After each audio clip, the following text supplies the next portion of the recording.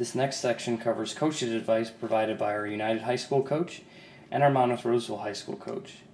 We'd also like to add to the idea of having a practice plan.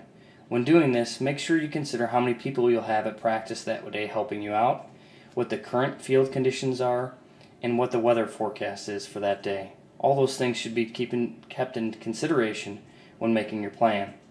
Also, during practice, communicate as much as possible, repeat instructions, and ask kids to repeat instructions. This should hopefully help them understand things better and also help you to be a better coach. All right, Coach, could you quickly introduce yourself? Yeah, Chris Schwarz. I'm the Monmouth Roseville varsity head baseball coach. This is my second year with the program, and I'm originally from Moline, Illinois. Went to school at Monmouth College. Great. Now, do you have any tips for our parents that may be first-time coaches, or even our parents that have done this before? Yeah, there's two things, I think, misconceptions that we could probably address. One is making sure that when you come to practice, we have a plan. Whether it's just writing on a piece of note paper, writing on a napkin, or actually typing out practice plans, I make sure that I come to practice each day and I'm at least prepared with what I want to go over. I'm very goal-oriented, and I kind of want to go over my goals and objectives for the day. So if you get it on a piece of paper and at least write it down and maybe share it with other coaches, and always start practice off with letting the kids know what we're trying to get accomplished. That way they kind of have a feeling of when practice starts and when it ends, and what we're doing today. And the second thing is when kids get to hear is, I think it gets lost in translation that, strikes are the most important thing for pitchers. I don't care if a guy throws 95 or he throws 70. I'd rather take the guy that throws 70 and can throw consistent strikes. So what we try to do as a program is we play a lot of what we call grip catch. And that's, playing catch with a purpose, is making sure that those pitchers, when we're warming up, we're constantly going through our motions, we're constantly going through our windup and going from the stretch. That way, when they get on the mound, they are, as comfortable as they can be.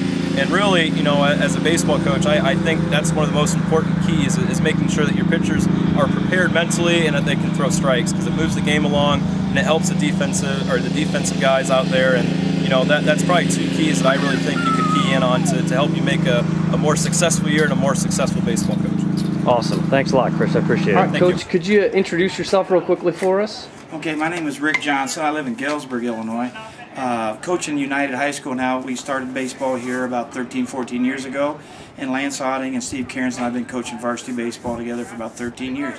Before that, I lived in Galesburg, and Galesburg's got it really is a good baseball town. And I coached Little League Baseball over there for maybe 15 years. Anyway, I think if you guys are coaching Little League Baseball, I think one of the main things you got to do is you ought to make it fun for the kids. And I don't mean that they can have fun by what they think they have fun, because too many kids nowadays are couch potatoes and all they do is play the video games. Make it competitive fun. Make it where they really have a lot of fun. In that, those kids love working with you adults and that. So make your practices, your drills competitive, Tell them whoever catches the first 5 balls does this. Or, hey, I'm going to hit 5 balls out, everybody's got to catch one. Make it competitive, whatever you're doing. But make it challenging to them.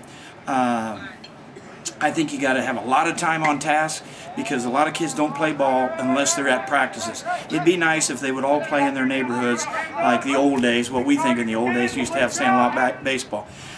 Get them, but you're going to have to spend a lot of time with them, put a lot of time in practice, trying to encourage them to be leaders in their neighborhood and getting their kids playing ball. I think one of the best things that I loved doing after you do, we always had 3 guys coaching. We had a guy hitting outfield balls, we had a guy hitting ground balls, we had a guy working with pitchers. So if you can get 3 of you guys to coach together and do that, that's pretty good.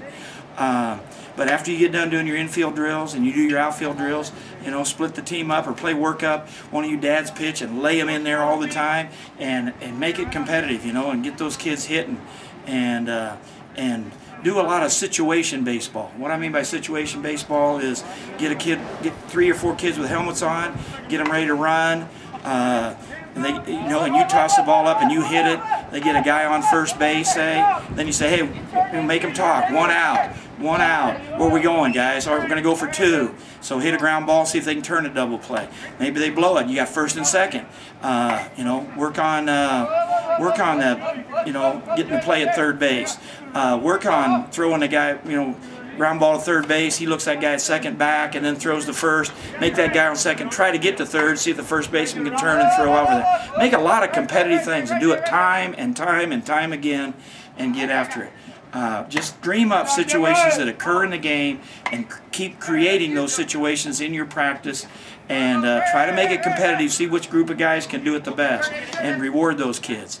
You got to stay positive. You got to stay positive, even when the kids are screwing up. It is so easy to get negative, and I know I get negative once in a while. You got to stay positive, but you got to get after them. You can't let the kids run the ship. They're not driving the bus, by God. You're driving the bus, and you better have a plan and a game plan and a practice plan, and you owe that to those kids to make it their best practice that you can make it for them. Anything else you want to talk about?